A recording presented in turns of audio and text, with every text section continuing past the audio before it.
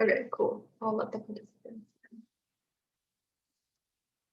I think we should start letting people in. Yeah.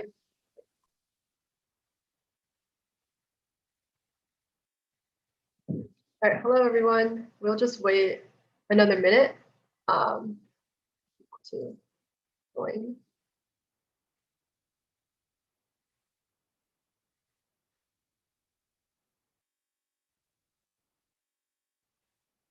All right, we can give people a bit to continue joining.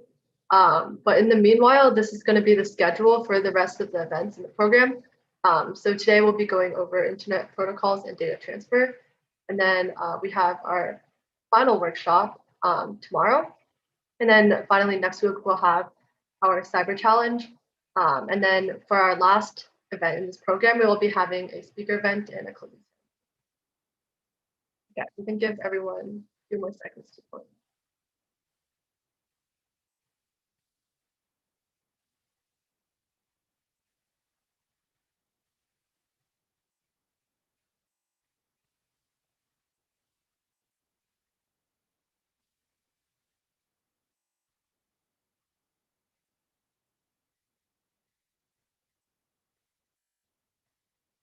Okay, I think we can get started.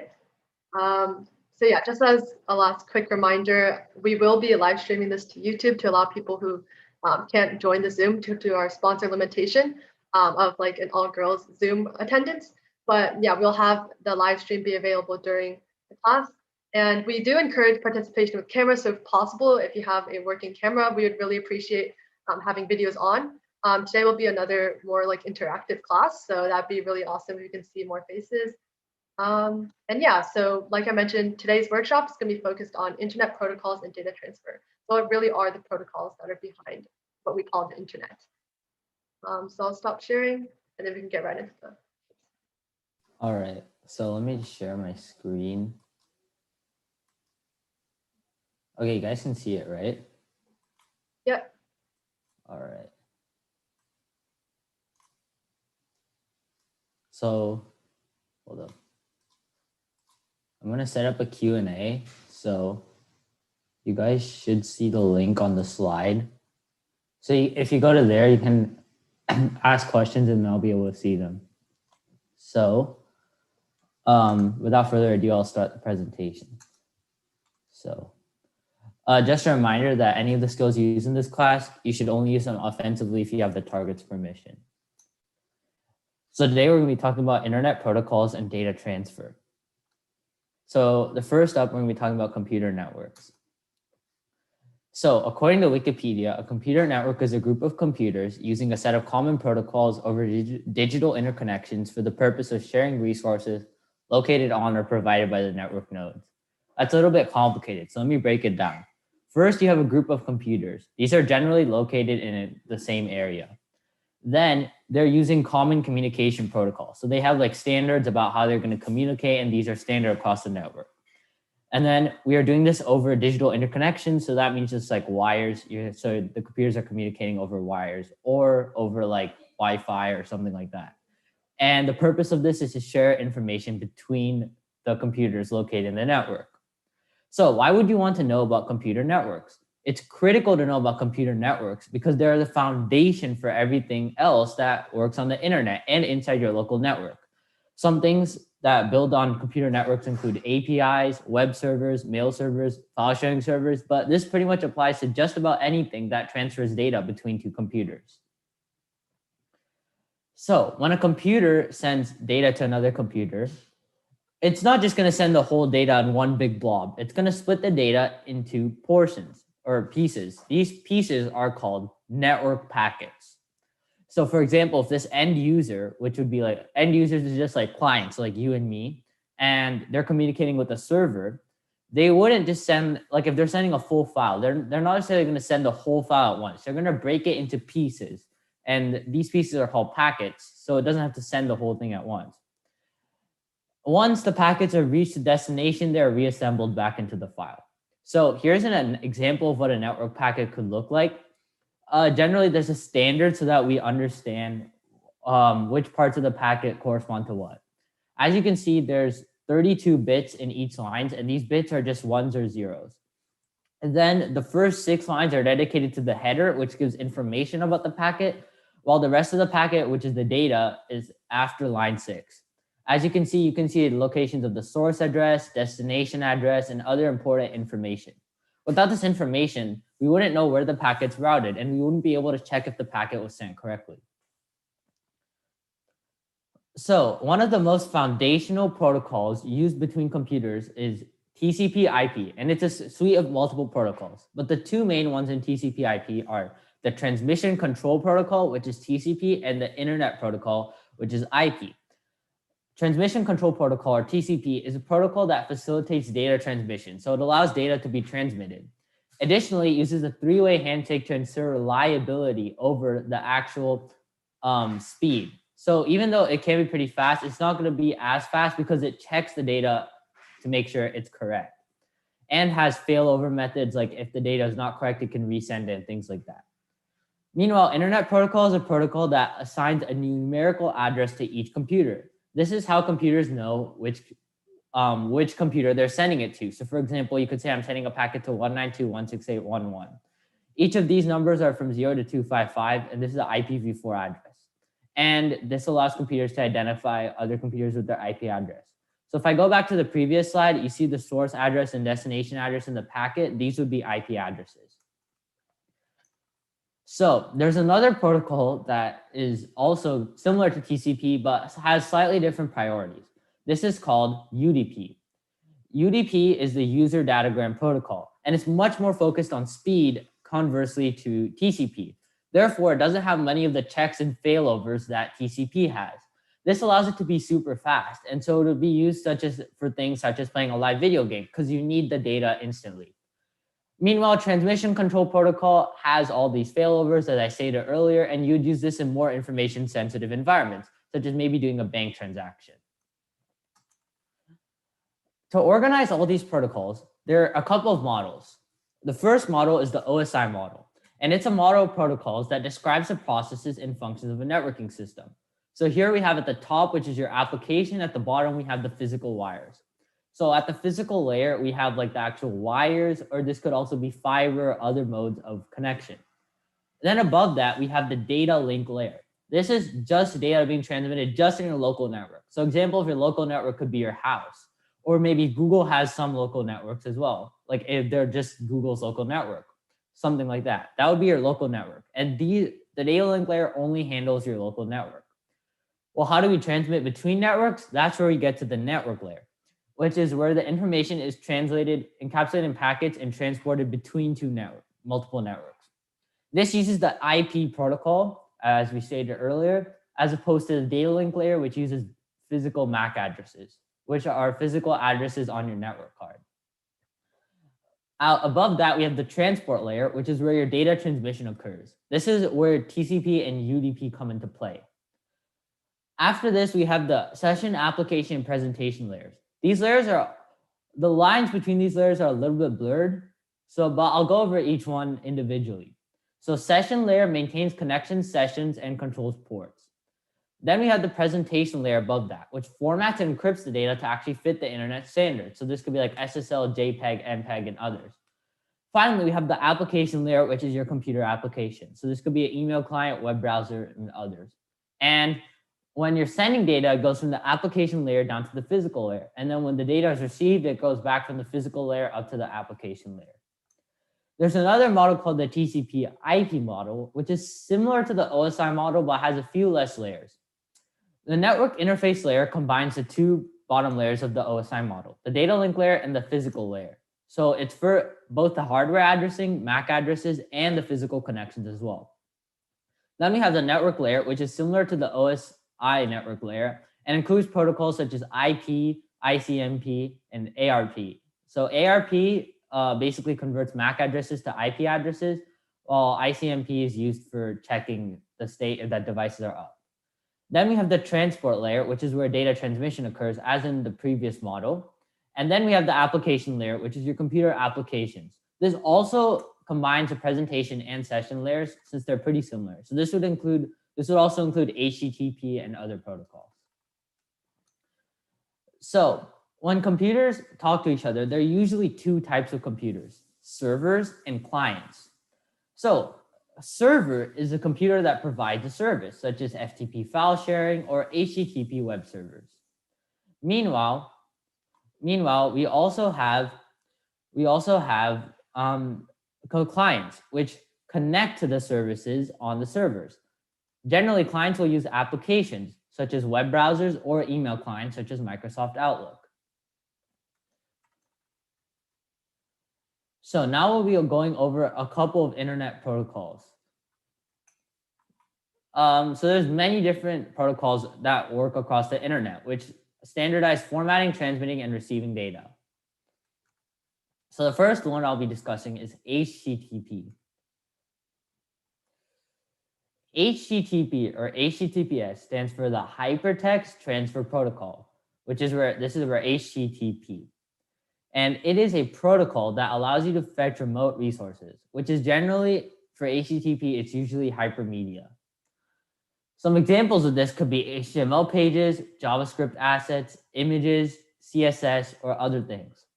HTTPS is a secure version of HTTP, as we said earlier, and it provides an SSL certificate to verify its authenticity. Additionally, it ensures all packets between the server and client are encrypted. So if possible, you should always want to use HTTPS. So when working with HTTP, we have many types of HTTP requests or HTTP verbs, but there's 4 generally important ones that are used a lot. Post is the first one, which asks a web server to accept data or create a resource. Meanwhile, we have a GET request, which is getting a data or page. So for example, if I go to google.com on my browser, that'll be sending a GET request because it's just getting that page. We have a delete request, which is used to delete data. And we have a put request, which asks a web server to place an entity or update a resource. HTTP is just an abstraction over TCP, and HTTP has multiple versions. HTTP 1 and 2 are plain text protocol, meaning the data transferred over the network is human readable. I'll be showing this in the next few slides about how an HTTP packet is structured and how you could read it. HTTP 3 is a new version. It's not used that much for now. It'll be used in the future, and it has the metadata encoded in binary, so it's not human readable. And also in HTTP, new lines are represented with /r/n. This is used on Windows rather than the /n, which is used on Linux. So when you send an HTTP request, you will get a response, and these responses are used in response codes, which range from 100 to 599. So there are 5 types of response codes. The 100 to 199, you won't see that much, but it basically just gives information. So it would just, for example, the 101 response code means that the client should continue the request. Meanwhile, 200 to 299 status code means the request was successful. Now, a 300 to 399 status code tells a client to be redirected to another site. So like, let's say I have a site and I want them to be redirected to Google, then I would send somewhere in the 300 response code, and then I would also say that they should be redirected to Google. Meanwhile, the 400 to 499 codes means that the client made an error. A common example of this is 404, which means the client tried to connect to a page that doesn't exist. So for example, if I have this website, if I go to a random page, we should see in a second that it would give a 404 error. So while that's loading, I'll talk about this here. We can see it says cannot get. And if I look in my inspect element here, we can see it's a 404 error.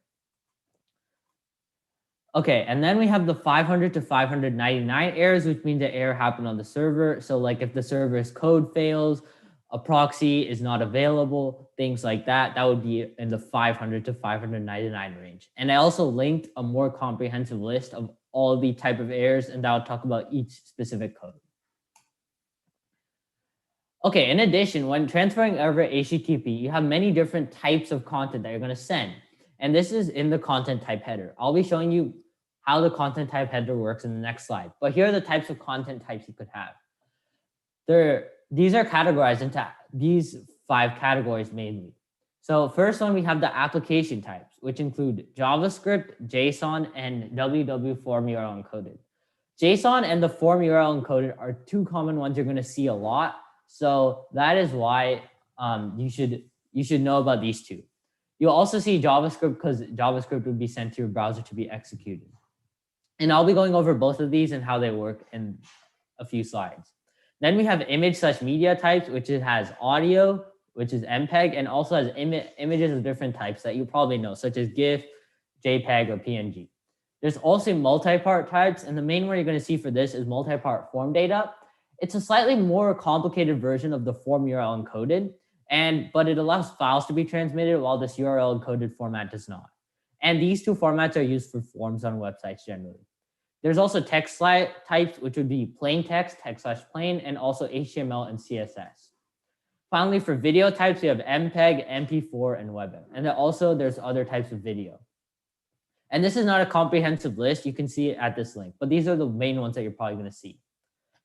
In addition, URL encoded, for the form URL encoded, it uses certain special characters so that they could fit in a URL. So for example, instead of space, it uses %20, exclamation point is %21, and there's a bunch of other ones. You can see a full list at this link.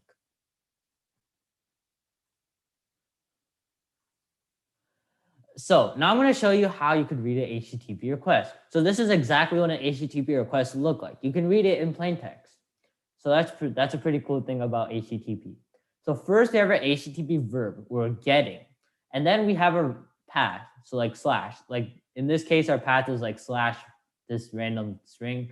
So in this case, we're just requesting slash, which is the main page. And then we also have our HTTP version, in this case, 1.1.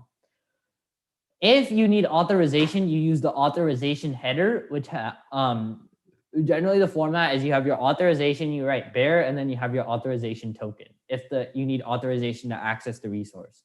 You also have your content type. So for example, this is JSON, as I talked about earlier. And then we also have our content like. And as you could see, this is JSON. So the way that JSON works is we have our keys, which is our username and our password. And then we're saying that for this one, we have the values. So we're saying the username is hello and the password is pass. So you put it in these brackets and then you put the key and then a colon and then you have your value. And these need to be wrapped in double quotes. Another thing that we have on top of HTTP is REST. So REST is a standard allowing us to have standardized APIs that are easier to use in certain cases. So not all HTTP APIs are RESTful, but some of them are. And they can be easier to use if they follow these standards correctly. So there are 5 standards for RESTful APIs. They should have a uniform interface. That means the whole API should follow similar conventions for like content type and the URIs. And it should make like common sense. It shouldn't be a really like complicated format that's different across all these different parts of the API. They all use like a similar standard. REST also says that all transactions over HTTP should be stateless, meaning each transaction is separate. This means that the result of a transaction or a request would not be based on whatever happened previously. Additionally, servers and clients should communicate about what content can be cached. And finally, we should use layers in order to separate concerns. So for example, we could use load balancing using a proxy or security using a firewall. And the client should not need to know about this. They should just be able to request like normal. So here's an example diagram for HTTP. First, you would get something from the server. So you would say get / I need your main page. It would return back whatever the content is. For example, welcome to post.com. Then I could get a specific post by using like get /post /A2C3. And then I would be able to get that content of the post, which would be returned by the server.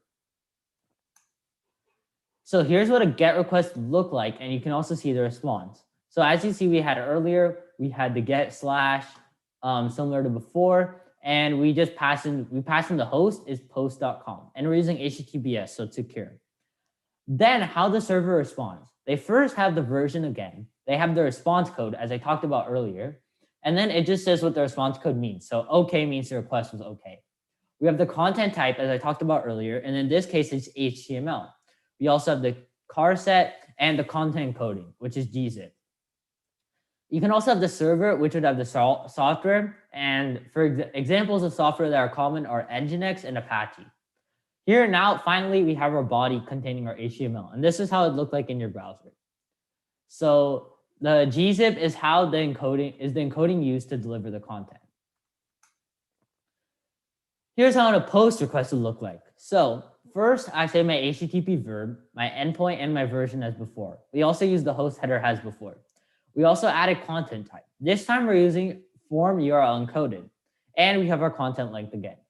So the way form URL encoded works is we have our key and our value, but they're separated by an equal sign. So for example, we have emergency equals yes.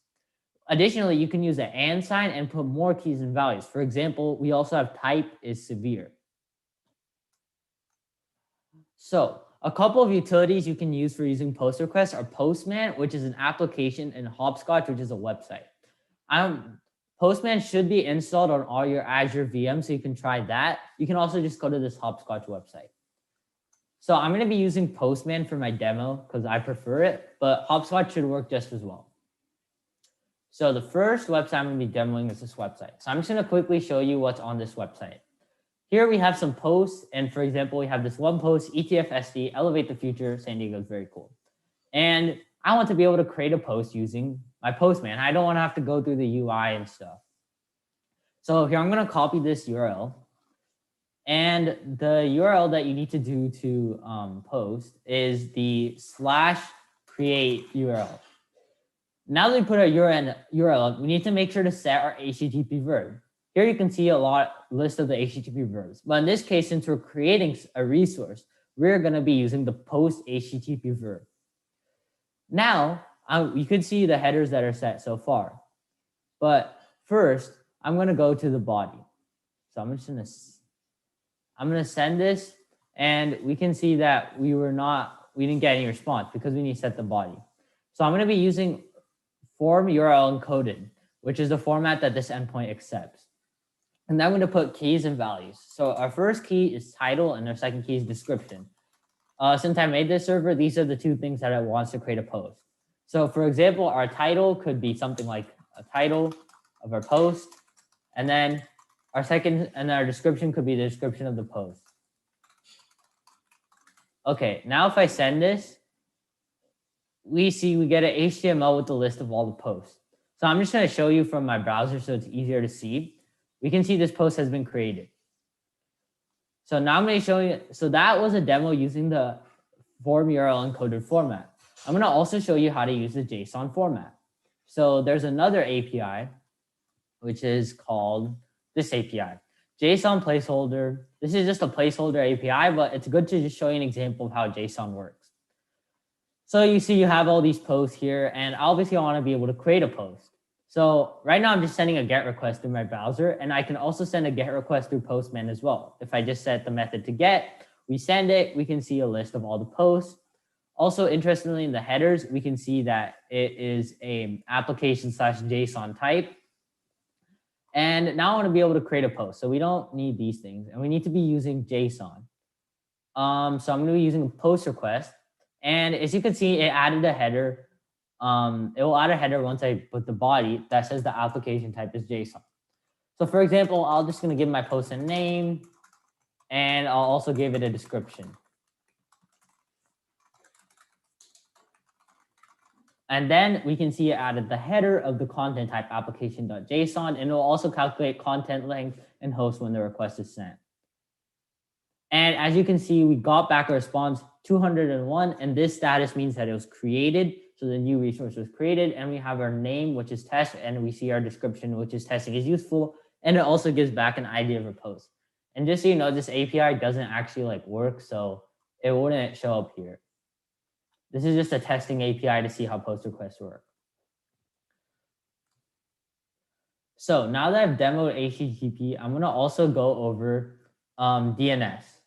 So DNS stands for the Domain Name System, and it takes domains and translates them into an IP address. For example, 192.168.1.0, and our domain could be google.com. And DNS is facilitated through domain name servers, which allow you to look up the records for a domain. You can also make your own domain name server as well. There are many types of DNS records, but I'm going to be going over 3 of the most common DNS records. These include an A record, a CNAME record, and a PTR record. An A record translates a domain name to an IP address. So for example, we could say google.com is located at 192.168.1.1. A CNAME record translates a domain name to another domain name. So for example, we could say google.etfsd.org is located wherever google.com is located. And the PTR record sets the domain which is associated with the IP address. So this would take an IP address and it would give you a domain that's associated with it. So I'm going to give a quick demo of how DNS works. So you can use this website, and you can also use Dig CLI tool or digwebinterface.com. So an example domain I'm going to do is I was just doing a demo with this domain. So I want to know what is the IP address of this domain. So I'll just put it into this tool, and it has an A record. We can see our question was, what is the A record for this IP address? And we can see we got an answer from the DNS server. We can see that this domain name is associated to this IP address, 172.64.98.4, with an A record. We can also see the other website that I was testing, this app. And if I just copy this and I paste it into here, we can also see this also has an A record. This is multiple A records because this is hosted on a platform called Heroku, and they have multiple servers to load balance and things like that. So I think that's pretty much it for my part. And then I think we're going to take a break now. Yeah, so before we get into the break, does anyone have any questions or want anything to be reviewed before we move on to the next half? Feel free to type in the chat if you do, or you can also raise your hand.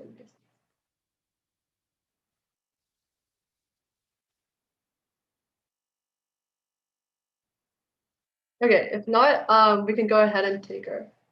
Okay, so someone said, are these slides available for us to look at anywhere? Yeah, we can probably share it after the class. But yeah, feel free to ask us afterwards and we can send them out for review.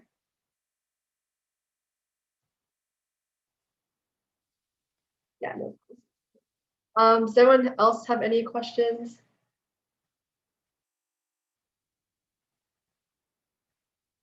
All right, so I think we can start our 5-minute break right now before we get into the next part of the class.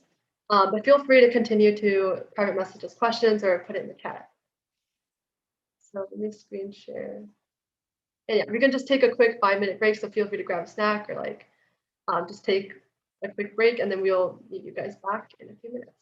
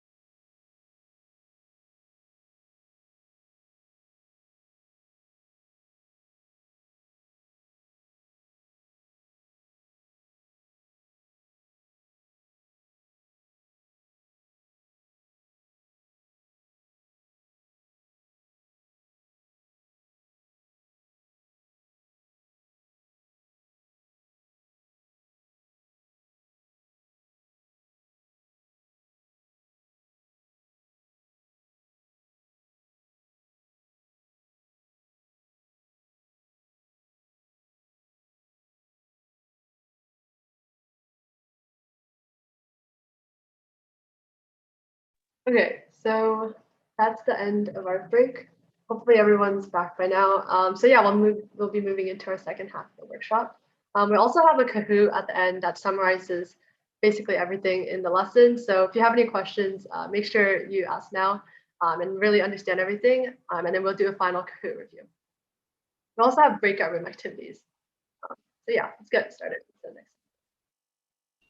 Okay, I'm just gonna share my screen. We'll go back into presenter view. So you guys should be able to ask questions and stuff. So yeah, now we're gonna be talking about a couple more protocols. So this one, the first one we're gonna talk about is called FTP, and that literally stands for File Transfer Protocol. So that basically allows you to transfer files across computer networks. So you can like upload a file to a remote location and download it from another. And one scenario this might be useful in is like, say you have some company documents hosted on a remote server and an employee needs to access them, they can just download it or upload something whenever they want. So yeah, it's a pretty simple protocol and it's pretty easy to use too. So I've got an SSH, or sorry, an FTP server set up on my local machine. And I use something, I used a package called VSFTPD to set that up. And you guys don't really need to care about what the server does just yet, but I'll just show you how you can connect to it. So if I type FTP localhost and hit enter and enter my password, I'll be logged in to my FTP server. So if you just look at each line here, so connected to localhost. So localhost is basically your local machine. There isn't much else to it. And then it asks you to enter a name, and you can set up what's called anonymous authentication. So users don't really, that means they basically can sign in with the name anonymous, and then they can upload and download stuff anonymously. And sometimes you want that, but it also poses a security risk because if some incident happens and you want to track down who might have done it, it could be really tricky. So yeah, I pressed enter here since that defaulted to like my username, and then I entered my password, and yeah. If I use the ls command over here, so that'll just list all the files where like in the current directory that I'm in. So if you cd into a directory, so I've got a directory named ETF here. So all you need to do to change your current directory to that directory is type cd and then the name of the directory. And if I hit ls now, you'll see that the output is different. And the reason is that we're no longer in the directory that we were before. We're now in the ETF directory. Um, so if you want to download a file, you can just use the get command. So get and then test.txt. It'll say the transfer is complete, and it'll tell you like a bunch of statistics about the download. And if I just exit the FTP connection and type cat test.txt, which basically prints the contents of that file, you'll see that on my local machine now, if I print whatever's in that file, I get what I downloaded. So yeah, that's basically just an example of um, using FTP. It's pretty simple. So yeah. Okay, now we'll talk about SSH.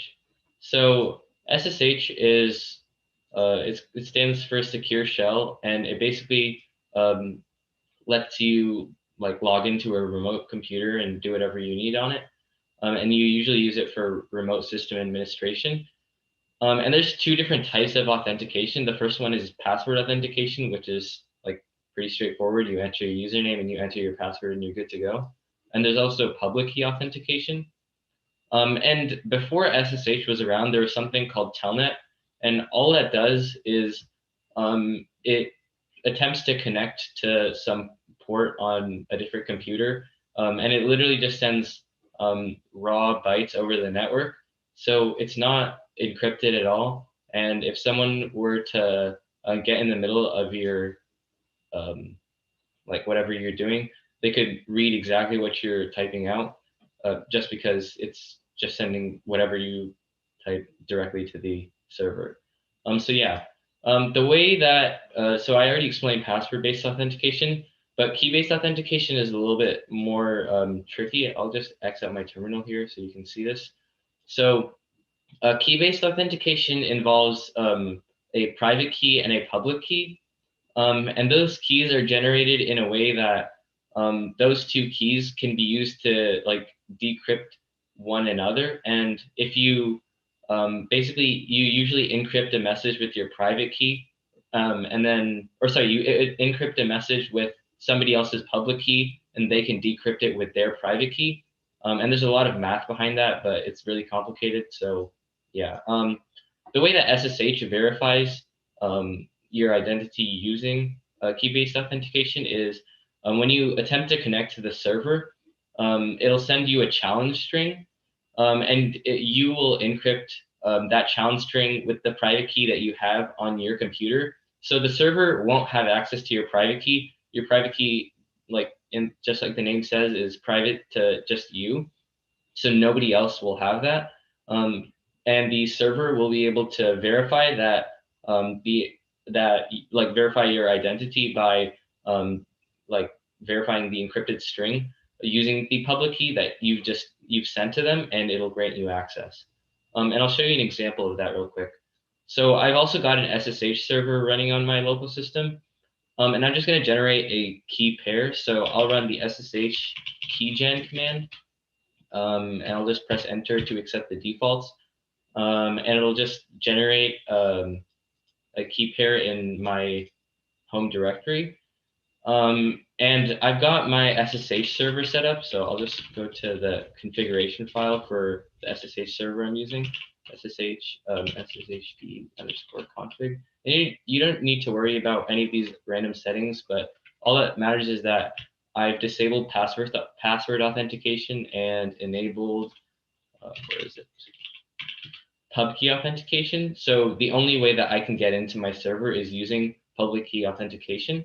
So if I just exit this file, and I try to connect to a user like ETF at localhost, and I type yes, it's going to deny me from accessing that user. And the reason for that is, like we have in the diagram, the public key, the server has absolutely no knowledge of your public key. So you need to somehow tell the server that you want to copy your public key to the server. And there's a command to do that called SSH copy ID, but I'm not going to show you how to use that. I'll just do it manually. So all I have to do is if I go into here, I'll have use the su command, which is substitute user, and I'll use the ETF user, or actually I haven't set a password for it. So I'll set a password for the ETF user real quick. I'll just type password and password. And if I substitute user ETF and I hit type password, I am now the ETF user, and I'm in like Sapin, that's my home user's home directory. And if I just type like ls dot ssh id rsa dot pub, I won't have access to it just because I haven't explicitly granted. And by the way, id rsa dot pub is the user Safin's public key. So if I just exit my substitute user session, and I'll just go ahead and chown, which is transfer ownership of a file. So I'll just copy this file. So copy .ssh id rsa.pub into etf at .ssh directory. But I'm going to add it to an authorized key file. And I know this is a lot. I'll go over it in a second, but I just want to get these typed out so you understand what it's doing. Okay, so basically what this did, I'll break it down for you. So the sudo, this part, what that does is it makes it execute as root. And that's because, like I said, the the ETF user doesn't have access to home-sapin.ssh idrsa.pub, and likewise, Sapin won't have access to ETF's home directory. So we need to run this as root, which basically means that we're giving it super user privileges. They can just do whatever they want. So since like I have ability to access these super user privileges, I can just prefix any command with sudo, and that'll just let me do whatever I want. And then the CP part, that basically means copy. So literally all that's doing is copying this file into another file. And what I'm doing here is I'm copying my public key from my home directory into ETF's authorized keys file. And if we ls home etf.ssh authorized keys, oops, -l, that just prints some details about the file. We'll see that it's owned by the super user, which is root. And that's not really what we want here. We want ETF to be the owner of all of its files in its home directory. So if you just do sudo chown etf/home etf.ssh authorized keys, and we run that command, ETF is now the owner of its authorized keys file. And now we'll go back into the ETF user. So we are now, su ETF, and enter its password. So we are now the ETF user, and if we go to /home etf.ssh and type ls-al, which will just list all the files in the directory, we'll see that the authorized keys file exists. And if we print the contents of that file, authorized keys, we see the public key for Sapin in that file. So now, if we try to SSH ETF at localhost, there we go. We logged in successfully. And if you look at that whole exchange here, it started with a challenge string. I encrypted the challenge string with my private key.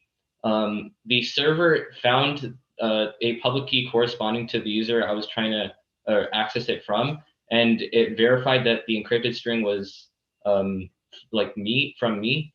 So it can tell that that user is authorized because the public key is in ETF's home directory. So now if I say, who am I? I am now ETF, and pretend if this was on a remote server, you can just think about it like you're accessing some user on a remote server. And if I go to .ssh authorized or .ssh and then print everything in the authorized keys file, we can see the public key from Sapin's home directory. So yeah, I know that might be a lot to take in, but that's kind of how the whole exchange works. I'll check the chat if there's any questions. Oh, did I not start the slides Q&A? That's all right. If you guys have questions, you can put them in the chat. So cryptocurrencies use key authentication, right? I'm sure, I'm not really an expert on cryptocurrency, but I'm sure they all use some form of key-based authentication because you can prove that it's secure. So yeah, anyways, that's how the whole exchange for SSH works. And if I just quit the connection, I'm back as Sapin. So yeah, that's how SSH works. And yeah, of course, these are the commands you can use. So SSH username at the IP address -p port. So if I go back to my terminal, I'll show you what I did. SSH ETF at localhost. So I use the SSH command to log into the ETF user at localhost, which is my machine, because the server is actually running on my machine, but you can pretend that that's some remote server. And the -p port part was omitted because by default, SSHD, which is the server that I'm using to host these SSH connections, listens on port 20. And if you just omit the -p argument, it'll automatically attempt to connect to port 20. So if I or port 22, sorry, I meant port 22. So if you specify -p22, it'll do the same thing. And I can change it in my configuration file if I wanted to do that in my server. I'll actually like etc ssh SSH configuration. So right here, that's where it says port 22, and it's commented out because that's the default. So yeah, I could change that and log in with a different port, or log in on a different port, or attempt to connect on a different port is probably the most accurate way you can say that. So yeah, there are other software. There's other software you can use to connect to SSH servers, and PuTTY and MobaXterm are two of them. Oh, I've got a question in the chat. Does authorized key need to be super long? Yeah, so the keys generated by SSH keygen, in order for them to be quote unquote secure, and you can like Google the math behind it or something if you want. They need to basically be really long because otherwise it's easy to break the encryption and decode any messages that were sent. So yeah, usually they'll be really long. So yeah. Okay, so yeah, these are just some other examples. So this one's SSHing into a remote server. So if you look closely, that's an IP address, not localhost, and then signing into a remote server. And then same one over here. So yeah, pretty straightforward. Hopefully that made sense.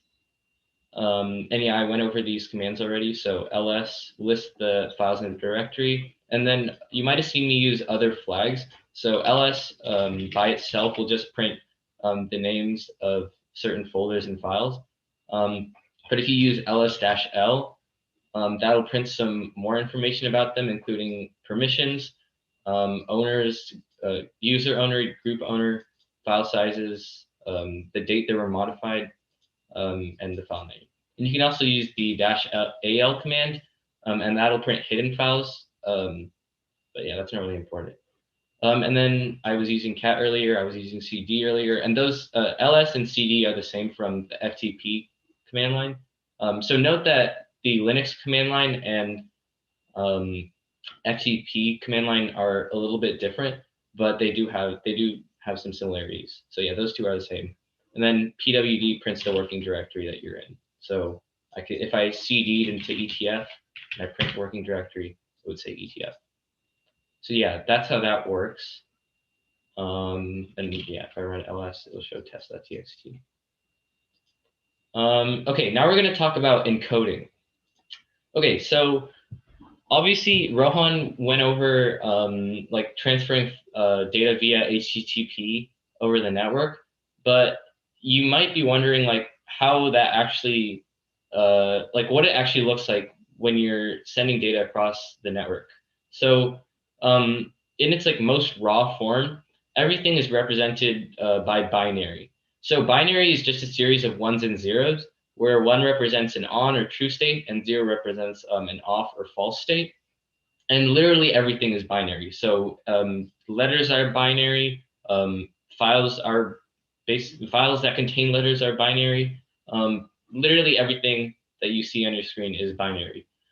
So yeah, that's kind of what it's used for. And we decide that certain characters correspond to this binary via encoding algorithms.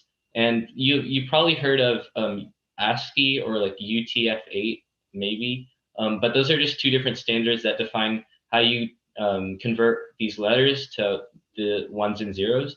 And I put some other numbers below these. So 97 and 0x61. And you can ignore these prefixes, so 0b and 0x.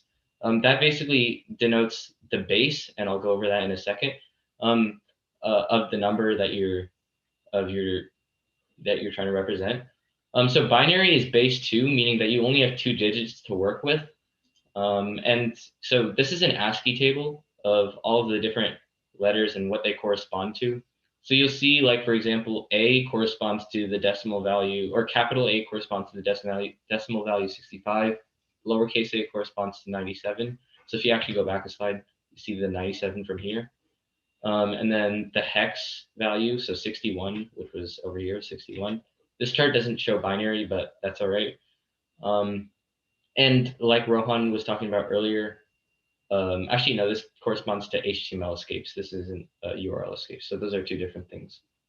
But yeah, so everything corresponds to a number somehow. And they're all defined on giant PDFs you can find online.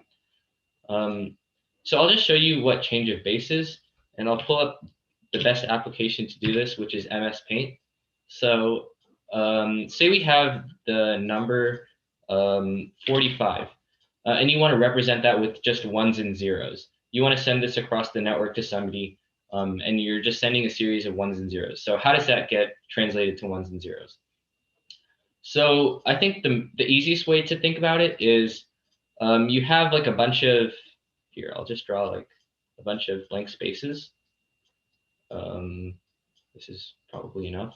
So we'll start with 1, 2, 4, 8, 16, 32, 64, and 128. And you'll notice that each of these are powers of 2. So every time you go to the left one blank space, you multiply the number by 2. And you're probably thinking, like, what does that have to do with ones and zeros at all? So the way that binary works is actually pretty cool, how you can convert bases. So the reason we're multiplying by 2 each time is because it's a base 2 number system. So binary only has 2 numbers, 0 and 1. And any number can be represented by these series of ones and zeros. So the way we'll do this is we'll start with the biggest number that you can subtract from 45. So that would be 32. So you're just going to place a 1 in that blank space. And then you'll subtract 32 from this number. So now we have 13. Okay, and we'll repeat the process. So does it go in 16? No. Can we subtract 16 from 13? No. Can we subtract 8 from 13? Yes. So you're just going to place another 1 here, subtract 8, and you'll have 5 left. And then the same process goes on and on. So you can subtract 4, and that gives you 1. And then you subtract 1, and that gives you 0. So you've covered the entire number just with these ones. And we can fill in the rest of the spots with zeros. So there you go. Yeah. So now that we've transferred 45 into this series of numbers, basically what this is so 1, 0, 1, 1, 0, 1 corresponds to 45. So say we wanted to convert some binary into our base 10 number system. So the number system we use on a day-to-day basis is called the base 10 number system or decimal. And that just makes it so, like, we have the ones place, the tens place, the 100s place, etc. So if we wanted to convert from binary to decimal, here's how you would do it. So say we had the number 1, 0, 1, 1, 0, 1, 1. So again, all these numbers just correspond to the powers of 2. So 64, 32, or 64, 16, 8, 2, and 1. And again, ones and zeros just represent on and off or true and false. So 1 just means this power of 2 should be included in your sum. So the powers of 2 you want to include in the sum are going to be 64, 16, 8, 2, and 1. So if you just add those numbers, so 64 plus 16 plus 8 plus 2 plus 1. And you'll notice that everything that we mark with the 0, we're not going to include when calculating it. So if we just do the math here, you'll get the correct number. So 64 plus 16 is 80, 80 plus 8 is 88, 88 plus 2 is 90, 90 plus 1 is 91. So this number over here corresponds to the number, oops, I should probably select this, 91. Okay, so now that you understand how to change from binary to decimal, how do we go from letters to these ones and zeros? So like I said earlier, oops, you didn't see that. So like I said earlier, the ASCII table describes what characters correspond to what numbers. So for example, the letter capital C corresponds to the number 67. So if we wanted to write 67 in binary, we just get you know what, I'll erase this real quick. Okay, so if we want to have 67 in binary, we start with the largest number you can subtract from it, so 64. That gives you 3 left, and so these are all zeros, and then 1, 1. So this right here is A in binary. And yeah, if I go to my terminal, I'm just going to open up a Python shell. And Python is a programming language, and it's really easy to use. So I'm just going to use it for demoing how these correspond to the letters. So if you type 0B 1000011 and hit enter, that'll give you 67. So that's just the decimal form of this binary number. And you'll notice we prefixed it with 0B just to denote that it's a binary number, or it's represented in binary. Because obviously if you just typed it without the 0B, it'll just think it's this number, whatever it is, 1,011,011. So yeah, we're looking for 0B and then this. And if we just put CHR and then some braces around whatever we put in here, it's going to spit out the character that corresponds to the number. So you don't have to worry about what these parentheses and CHR really mean. The point is, whatever you put inside those parentheses corresponds to the character. So over here, oops, the capital C corresponds to this binary number. And if we just type 67, that would also work. And so, yeah, obviously you can understand how it works for larger strings. You just go character by character and change those all to numbers and then change those to binary. And that's how it's sent over the network. So yeah, this is kind of a long string, so I'm not going to ask someone to put it in the chat. But if you sent a plain text request of this string as binary, or if you wanted to encode that in binary, it would look like this. And obviously it's a little bit long, but you can understand the main point. So each character corresponds to one of these, like what they're called octets. And that just means a group of 8 of these with zeros and ones. So each octet corresponds to a character. So H is this, I is this. So if I was actually, I'll just show you. So 0B 1001000 is 72. And if we type CHR and put parentheses around it, there we go. The H, the capital H from high corresponds to this binary. And you just go ahead and do that for each and every character. And there you go. This is everything you're sending over the network, or however you're encoding it, or whatever you're doing with the binary. So yeah, there obviously, since you have only eight of these ones and zeros per character, that kind of limits you, because if you go back to our paint here, the highest value you can encode with 8 bits, this is actually 1, 2, 3, 4, 5, 6, 7, yeah, 8 bits. So the highest number you can encode is obviously just all ones. So 5, 6, 7, 8, which corresponds to the sum of all of these numbers, which is like 255. And obviously you see emojis nowadays. If you scroll through the emoji keypad on your phone, you'll see there's like 1,000 emojis in there. And obviously that won't fit into only 8 ones and zeros. So we've invented different encodings. Specifically, UTF-8 is the most popular. And that allows you to have 4 of these ones and 4 octets for each character, or up to 4 octets for each character.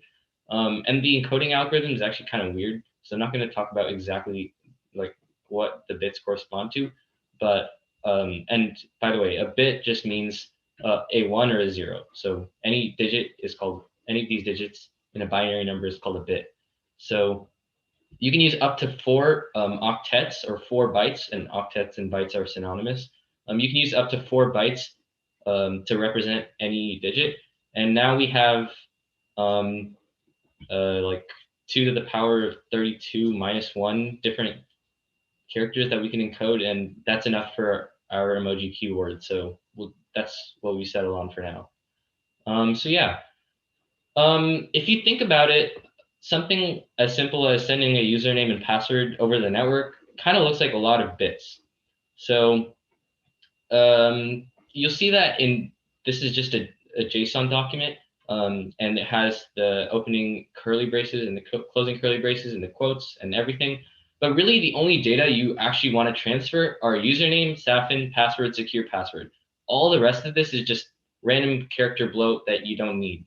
So we've developed other encoding algorithms Some of these, I'll go over them. I'll go over an example of one of these on the next slide. But they basically allow you to specify like a schema. And what a schema is just like a document that says this is going to come first, then this is going to come next. So if you just sent Safin and secure password over the network, the server could interpret that as a username and password because the schema says the client will send the username first, then they'll send the password. And if you do that, if you use some kind of schema like that, it can cut down on the amount of data that you'll send altogether. And I'm getting some chat messages. So yeah, so let me see. Is there binary for special characters like commas? Yes, there is.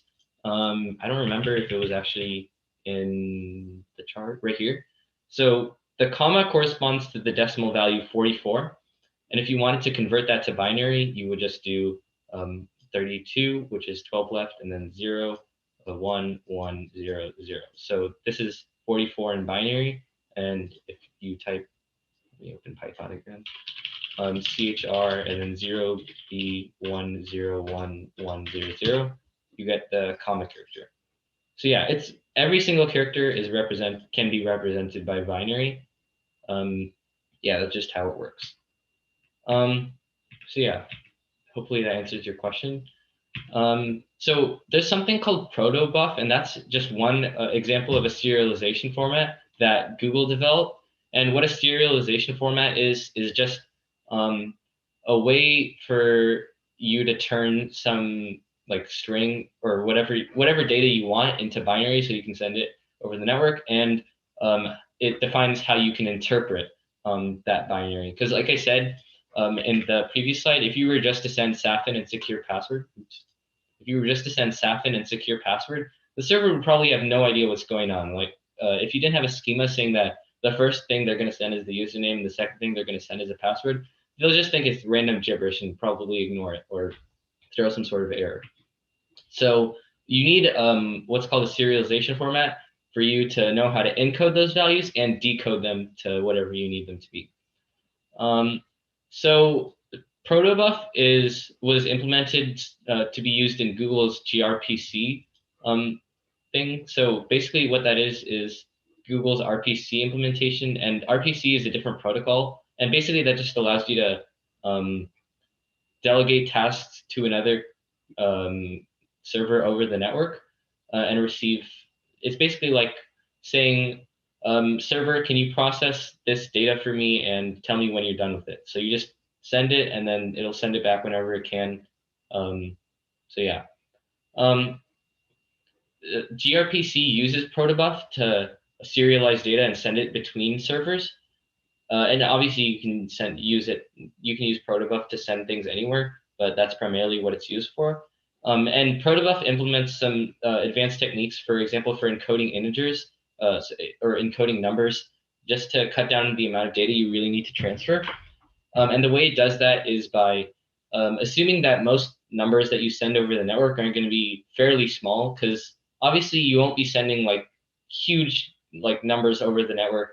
For example, if you wanted to send a user ID, but there's like thousands or millions of user IDs, you would need to, that your user ID is going to be somewhere between like 1 and n number of bytes long to transfer. But in the case that your user ID is small, which assuming you're like a new company, it will be, variants help you serialize that possibly long number into a shorter number by specifying how long it'll be. And there's a bunch of techniques they use, and I've linked the documentation here if you want to check it out. But it's pretty cool. And if you're interested in it, I suggest you check it out. Okay, finally, you're done hearing me talk. We can do some breakout room challenges. So yeah, I'll just go here, and then yeah, if anybody wants to talk about how we're splitting up, go ahead. All right. Does anyone have any questions about anything we've gone over so far before we move on to the breakout?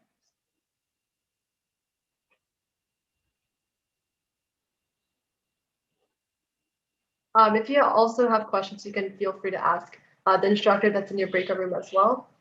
Otherwise, we'll be going into 5 breakout rooms, and feel free to ask about any of these challenges while you're in the breakout room as well. All right, I'll stop sharing then.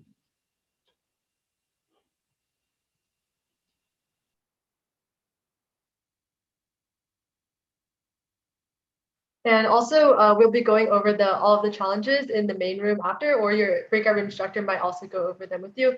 So yeah, feel free to ask any questions. And this is really just to kind of have like a fun hands-on to these. So with that, I just created the breakout rooms, and then every breakout room should have one instructor. So I think it's randomly assigned, so instructors might have to do it.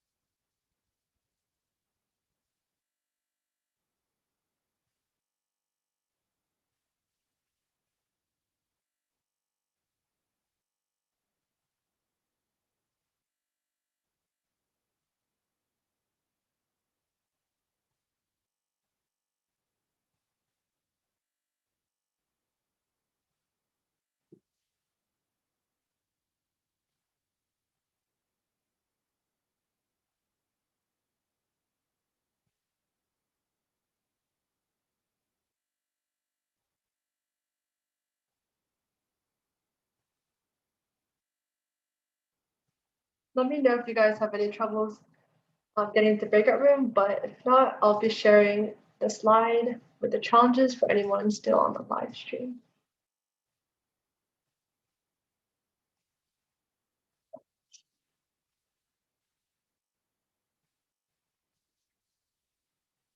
Yeah, so for anyone watching the live stream, here are the challenges. You may need an Azure lab, the Azure lab for some of these, but you don't have one set up, feel free to skip around and do it.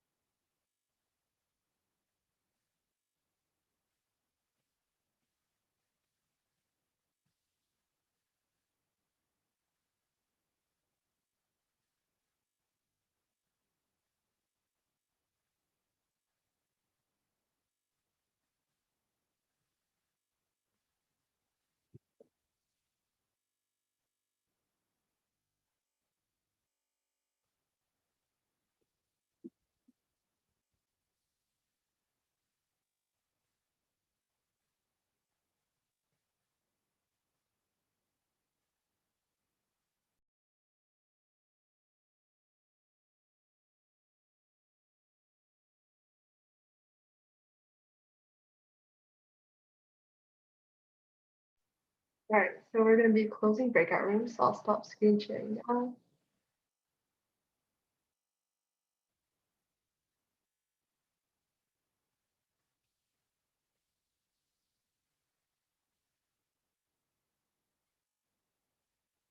All right, everyone should be coming back. 40 seconds.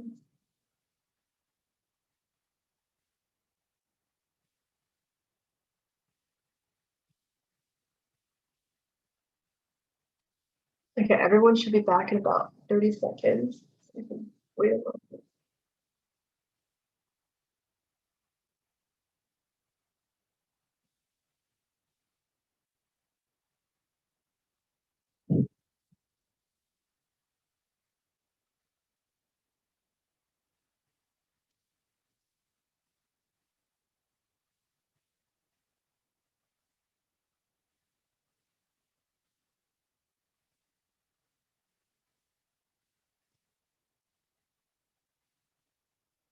Okay, everyone should be back now. So, now we can do like a quick review of all the challenges. So I think Rohan's going to go over the first challenge. You can send it. Okay, yeah. Let me just share my screen. Yeah, hopefully you're able to do most of the challenges, but if not, yeah, we're gonna review it right now. Okay, so this is the URL. I'm gonna open Postman. Actually, here, I can just demo this on Hopscotch since I already did the other demo on Postman. It should work the same. So if I go to Hopscotch, right, I get this. This is the address I'm doing, so I'll just copy and paste it to here. And then we want to add some, I believe we want to add some parameters. This would be, hold up. I believe we just add a, let me see how, so I could just send a request here and you want to make sure we're using a post request, then it'll allow us to add a body. So let's just add a new body and we want to change our content type to, let me just copy it real quick. This is from the previous slides we have. Content types, it's this URL form encoded, so that's the type we want. And then I'm just gonna copy the fields. So for the fields, we want great and good to be true. So great and good should be true. And I believe if we send it, let me, hold up. Okay. Seems like Hopscotch doesn't want to work. So I'm just gonna show you this in Postman. It's probably more reliable. Lesson, don't use Hopscotch, I guess. So I'll figure out if Hopscotch works in a second. If you do Postman, it seems to be easier. If you just do great and good, you just set them to true. And as you see, I did form URL encoded. Then if you send this, you'll get the flag thing. I don't know, Postman is kind of, this one's kind of sus. So you should probably use Postman if possible. That's how you do that one. Okay, cool. So if you have any questions for that, feel free to type that in the chat. Hopefully that was pretty straightforward. And then I think Akshay's gonna go over the next two. So I'm going to go over the FTP and SSH one. All right, so the second challenge was to connect to the FTP server at one of this IP using anonymous authentication and then recording the contents of answer.txt. So the way we would go about doing that is by FTPing to the site, right? So I am calling the FTP binary, ftp.exe in Windows, and I am connecting to this IP. I'm not specifying a port or anything because I'm connecting on the default port. It's connecting here. I want to specify that I'm using anonymous authentication. So there, login successful. Some people had issues where they couldn't run commands like ls for some reason.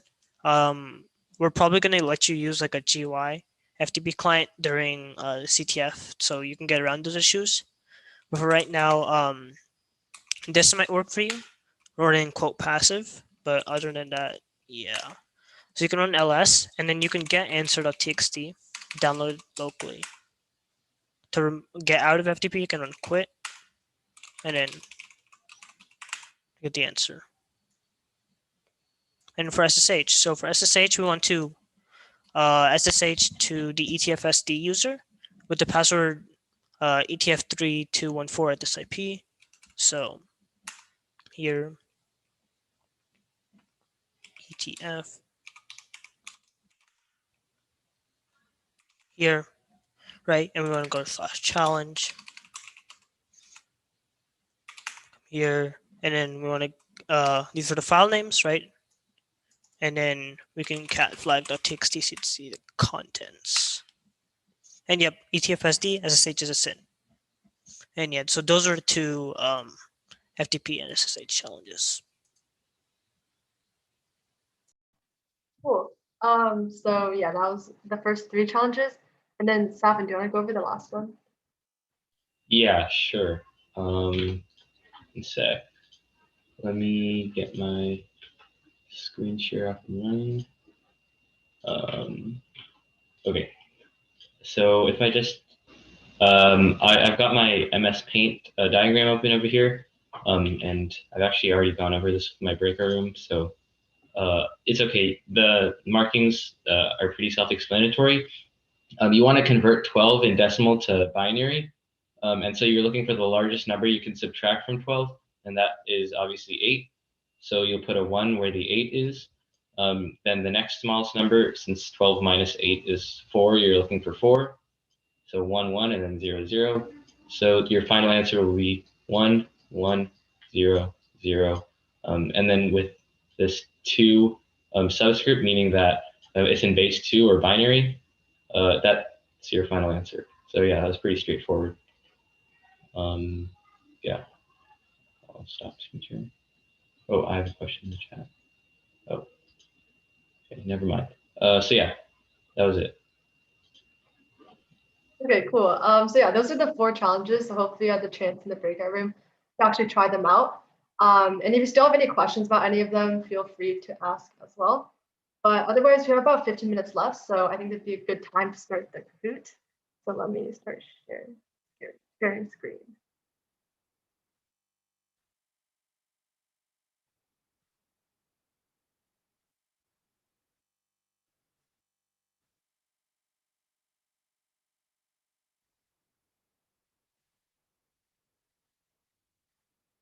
All right. So yeah, you can join using this game pin.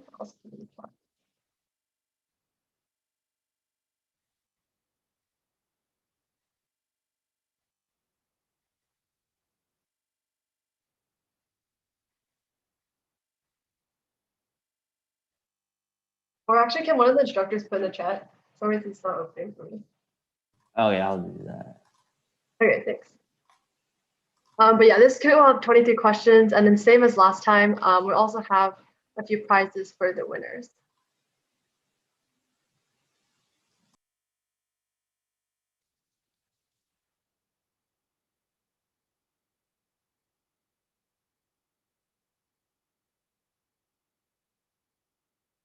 Okay, I think we're waiting for about 14 more people to join, so we can give another minute. But feel free to also private message us if you have any problems with joining the Kahoot as well.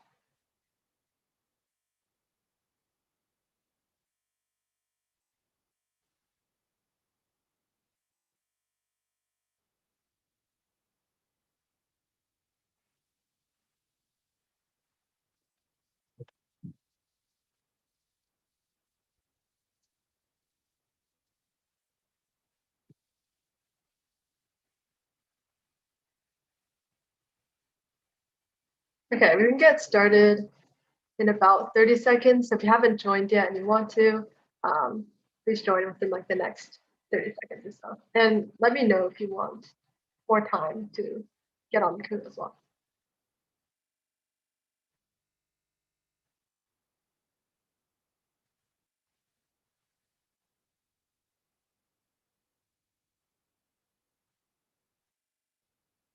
All right, 10 more seconds for anyone still joining.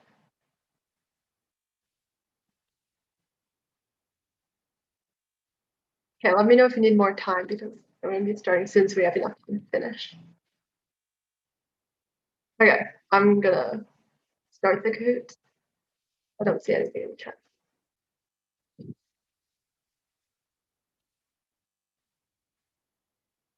All right, good luck.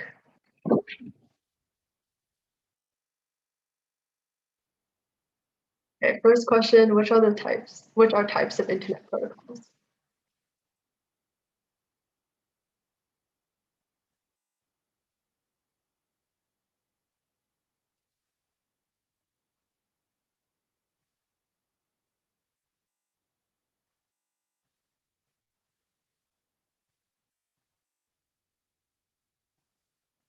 Okay, yeah, so REST and GET are not types of internet protocols, but we did talk about FTP and HTTP, and then REST and GET are both part, or like GET is a type of request you can use with HTTP, and then REST is kind of like a subset.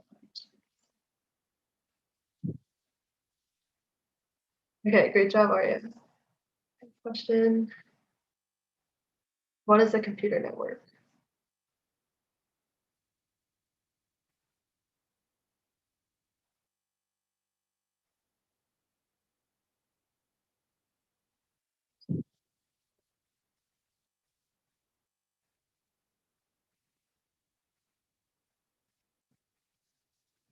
Okay, yeah, so most people got this one.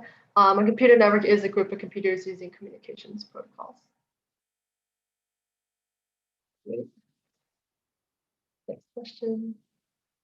Which internet protocol uses a three-way handshake?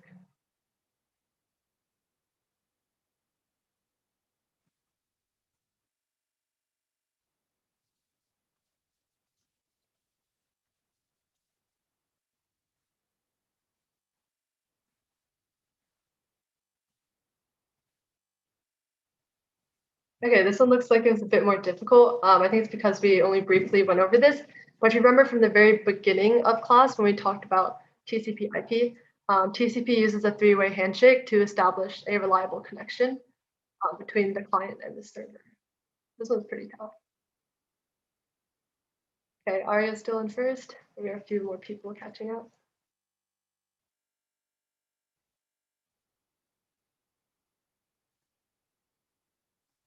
Okay, which are layers in the OSI model?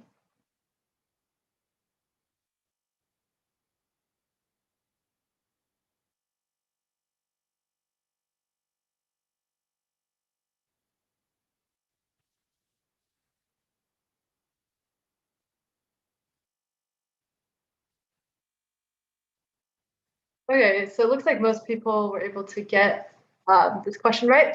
So yeah, if you remember, the OSI model is like a model to describe the processes and the functions of a networking system. So all of these four are parts of that. And he says first, great job. Okay, which is an example of a client application?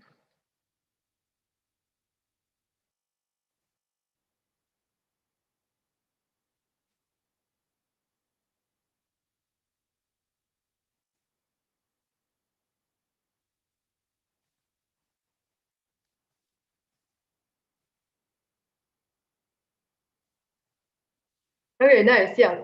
So most people got this one right too. An email software like Outlook is an example of a client application. So this would be an email client. And then the triangle is the type of server. And then the other ones are both like either protocols or service providers, which aren't clients. So if you remember like the client and server relationship. Okay, Arya's back in first.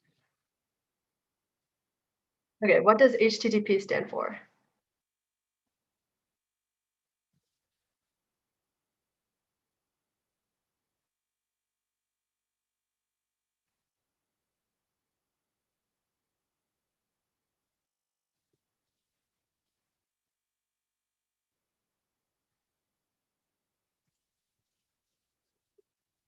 Yep. So most of you guys got that. The first one was kind of tricky, so I'm sorry about putting that there. But yeah, the correct answer is hypertext transfer protocol. I like how some of you guys also put hypertextual teleporting protocol. Hopefully sometime in the future, I guess. But yeah, hypermedia is what you use HTTP to access, but it's not actually what it's called. But that one was pretty tricky.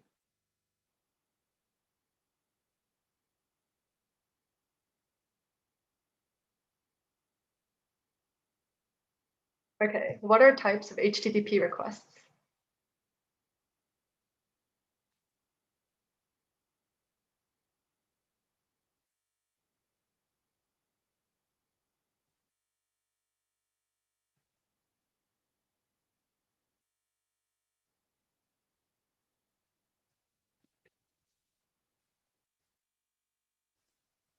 Okay, nice. So majority of you guys also got that right. Yeah, delete and post are types of HTTP requests. So delete is like if you want to delete data, and then post is like we did a few challenges on this as well, but it's if you want to ask the web server to accept some sort of data that you're providing. Yeah, and grab and take aren't types. Okay. All right, what are the two types of models for internet protocols?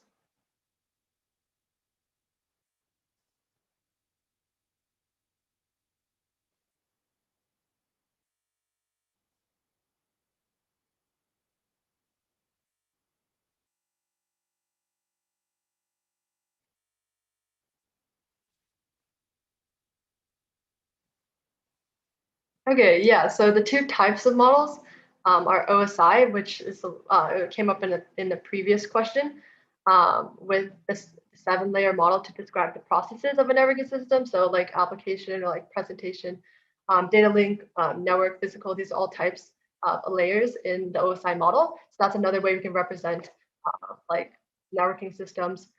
And then another one is the TCP/IP. We also briefly went over this. If you remember from the beginning of class, the TCP/IP model is another shortened version of the OSI model. So you can think of it like there's multiple different representations of the way we can describe the layers of the internet or like the layers of networks. And then the TCP/IP model contains 4 layers.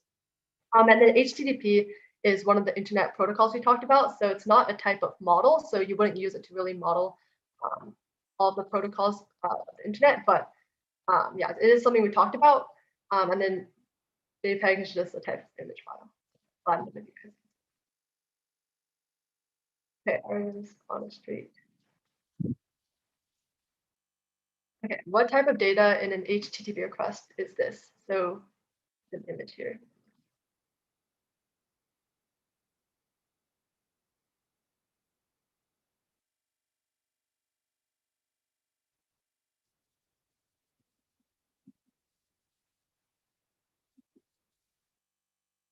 Okay, nice.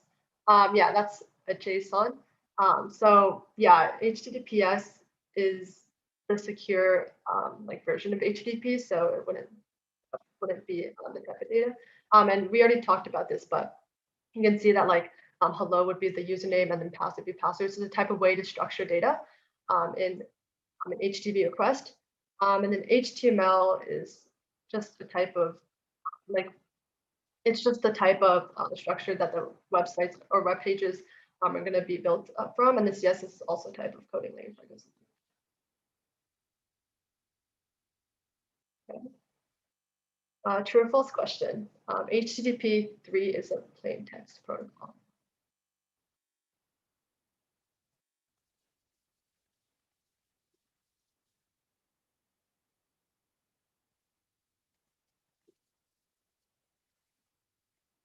Very nice. So yeah, this is false. The 3 means that's like version 3, and then we talked. Safin, I believe Safin talked about this as well. But HTTP 1 and 2 are plain text, and then HTTP is HTTP 3. Sorry. Okay. Okay, which are examples of HTTP content types?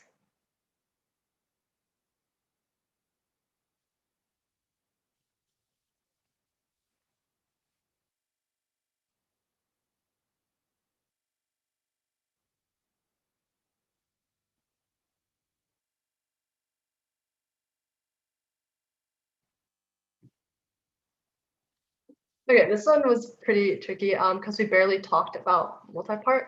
But yeah, text and video, a lot of you guys selected those. Those are different types of HTTP content.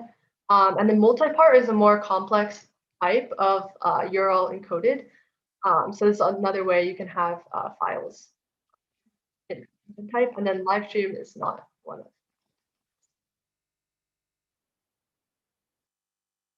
Okay, nice. What does DNS stand for?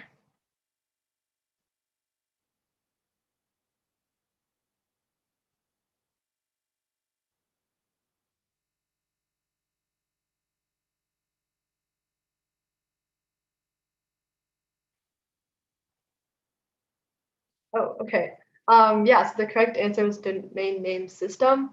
Yeah, domain name server might have been a tricky one. Okay, everything basically stayed in place. All right, next question. What are the 3 most common DNS records?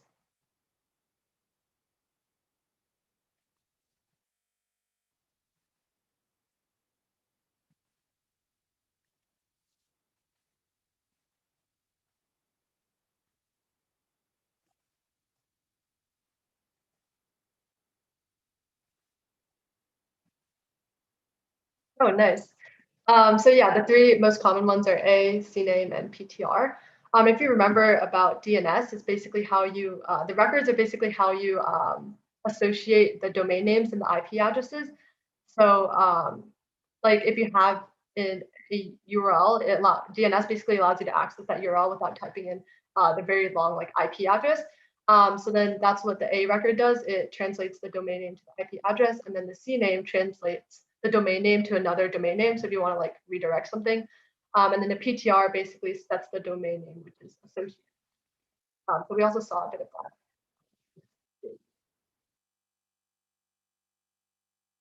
Okay, nice. Which type of FTP can be insecure? I should have probably said it can be the most insecure, something like that, because nothing is completely safe, but just one of these tends to be more insecure.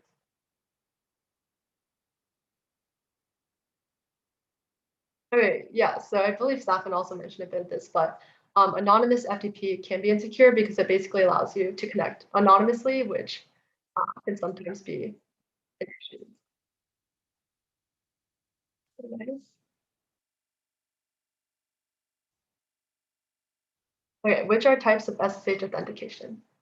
I'm going to be moving a bit faster through the next few questions, just because we're running a little short on time.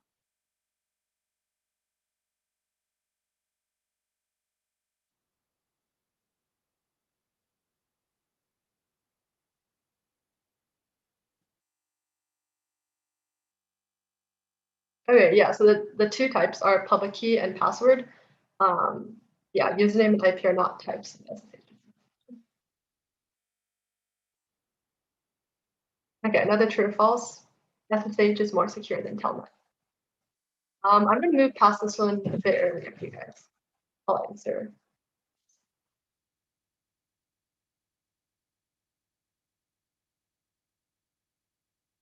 Okay, nice. So yeah, the answer is true. Telnet is a bit outdated, and then SSH actually encrypts the data transfer, so that's why it's more secure. So you, if you have a choice between SSH and Telnet, you'll want to use SSH.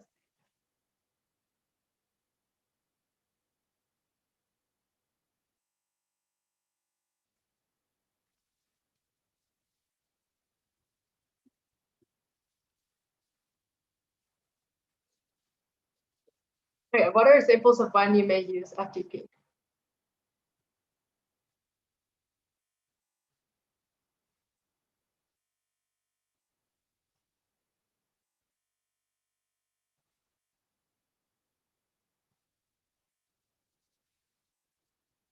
Okay, yeah. So the 2 correct answers were to transfer files, which is basically the whole point of the file transfer protocol, and then also to access files on a server. So you can also FTP into a file server and then get files or like files.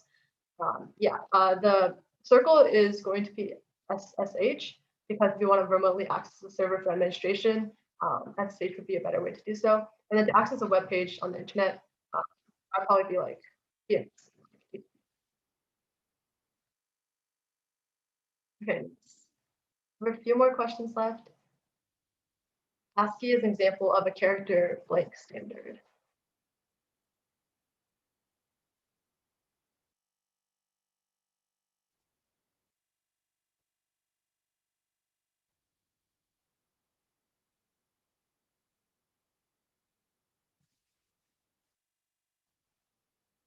Okay, nice. Yeah, the answer was encoding because if you remember, ASCII is basically how you can represent things like commas or like quotation marks or a bunch of symbols into binary, and it basically tells you how you can represent. So it's a type of encoding standard. Encryption would be ways you can like encrypt data, which is not really what ASCII is doing. Okay, a lot of you guys have streaks. At a very basic level, data transfer happens in.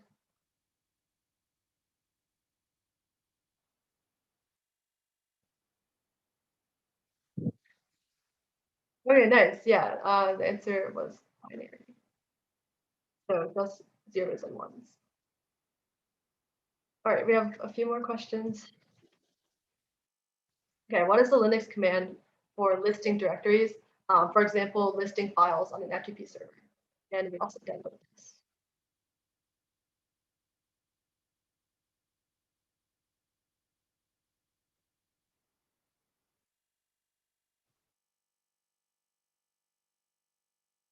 Okay, nice. Yeah, it's ls. So cat would be used to actually get the contents of a file. So if you do like cat's example.txt or something like that, pwd is print working directory, and then cd is change directory. So if you want to actually list the files in Linux, that would be the ls command. Okay, which protocol allows you to access a web page with the URL instead of having to type in the IP address?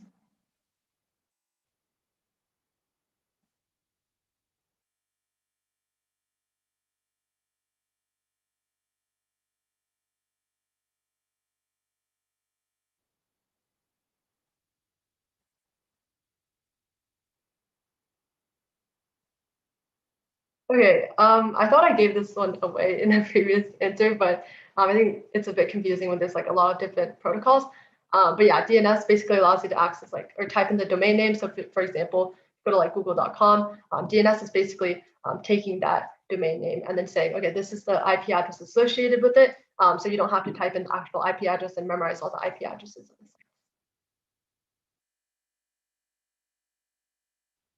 site. Okay, nice. Second to last question. If you wanted to ask a server to accept some sort of data, what request would this be?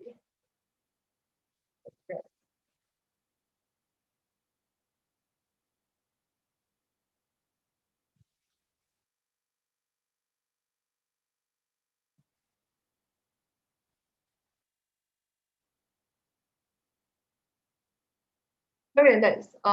Yeah, if you wanted to ask the server to accept some sort of data that you're putting, then that would be the post request.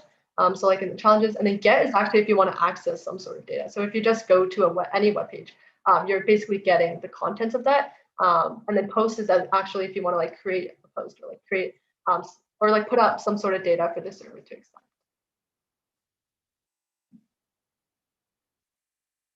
Okay, last question. How many layers does the OSI model have?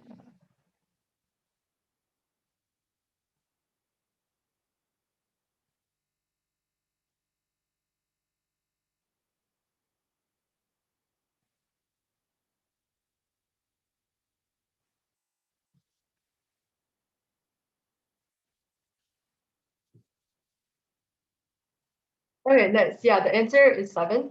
So the OSI model has 7 layers to basically describe like network systems. So if you want, you can like search it up and see which 7 layers they are. But yeah, that was the last question. So let's see who are the winners. Okay, nice job, Arya.